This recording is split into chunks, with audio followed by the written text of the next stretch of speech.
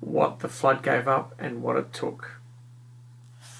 Chapter 12. "Well," said Wendell when Harvey came to his room, "what's the story?" Harvey shrugged. "Everything's fine," he said. "Why don't we just enjoy ourselves while we can?" "Enjoy ourselves?" Wendell said. "How can we enjoy ourselves when we're locked in?" "It's better in here than it is out in the world," Harvey said. Wendell looked at him in astonishment. "That's true, isn't it?" As he spoke, he grabbed hold of Wendell's hand, and Wendell realised there was a ball of paper in Harvey's palm, which he was trying to pass between the two of them. "Maybe you should just find a quiet little corner and do some reading," he said, glancing down at their hands as he spoke. Wendell got the idea. He claimed the balled-up note from Harvey's hand and said, "Maybe I'll do that." "Good," said Harvey. "I'm going to go out and enjoy the sun while I can." That was exactly what he did. He had a lot of planning to do before midnight, which is when the note told Wendell they should meet to make their escape. Surely even the forces that guarded the house had to sleep sometime. The business of keeping the seasons rolling around couldn't be easy, and all of the hours to slip away, midnight seemed to be the most promising. But he didn't suppose it would be easy. The house had been a trap for decades, perhaps centuries. Who knew how old the evil really was? And even at midnight, it would not be so foolish as to leave the exit wide open. They would have to be quick and clever and not panic or lose their tempers once they were in the mist. The real world was out there somewhere. All they had to do was find it. He knew when he saw Wendell that for Halloween that note had been read and understood. There was a look in Wendell's eyes that said, "I'm ready. I'm nervous, but I'm ready." The rest of the evening passed for the two like the performance of a strange play in which they were both the actors, and the house, or whoever haunted it, was the audience. They went about enjoying themselves as though this was on a night like any other, heading out to play trick-or-treat with a show of loud laughter, even though they were both shuddering in their borrowed shoes. Then coming in to eat their supper and spend what they hoped would be their last Christmas in the house. They opened their presents, a mechanical dog for Wendell, its magic and a magician's kit for Harvey. Said their good nights to Mrs. Griffin. Goodbye, of course. Not good night, but to Harvey he didn't dare let her know. And then it was to bed. The house grew quiet, and quieter still. The snow no longer sighed at the sill, nor the wind in the chimney. It was, Harvey thought, the deepest silence he'd ever heard. So deep that he could hear its heartbeat in his ears. Every rustle of his body against the sheets sounded like a roll of drums. A little before midnight he got up and dressed, moving slowly and carefully, so as not to make much noise.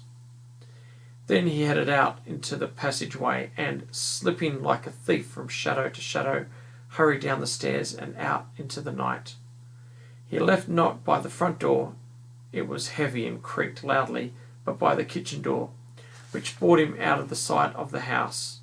Though the wind had dropped, the air was still bitter, and the surface of snow had frozen.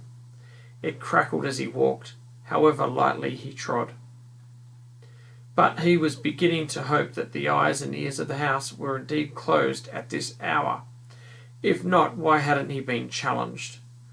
And he might make it to the perimeter without attracting attention. Just as he was about to turn the corner, however, that sweet hope was soured, and as somebody in the murk behind them called his name. He froze in his tracks, hoping the darkness would conceal him, but the voice came again and again, calling his name. It was not a voice he recognised, not Wendell, certainly, nor Mrs. Griffin, not Jive, not Rictus, not Ma. This was a frail voice, the voice of somebody who barely knew how to shape the syllables of his name. Harvey. And then, all of a sudden, he knew the voice, and his heart, which had been working overtime since he slipped out of bed, grew so loud in his ears it almost drowned him, and the summons when it came again. "Lulu?" he murmured. "Yes," said the voice. "Where are you?" "Near," she said.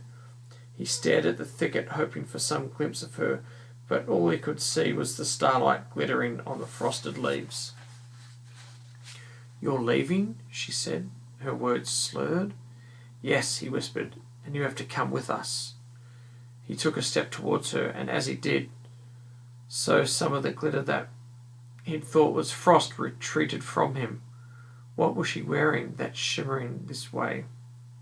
"Don't be afraid," he said.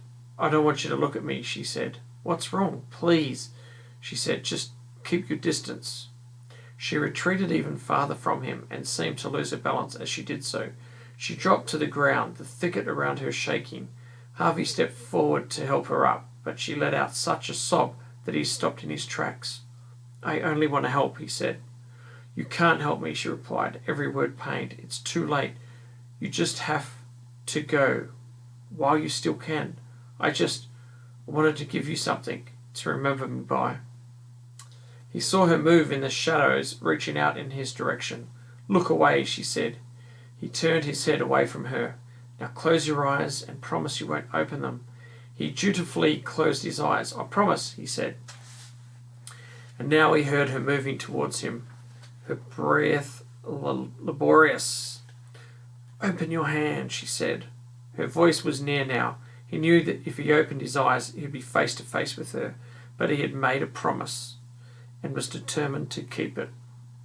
He put out his hand and felt first one, then two, then three heavy little objects, cold and wet, dropped into his cupped palm. "This was all I could find," Lulu said. "I'm sorry." "Can I look?" he asked. "Not yet. Let me leave first." He closed his fingers around the gifts she'd given him, trying to make sense of them by touch. What were they? Pieces of frozen stone?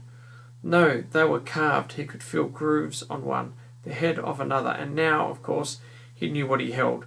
3 survivors of his ark, dredged up from the depths of the lake. The answer was no comfort to him, quite the reverse.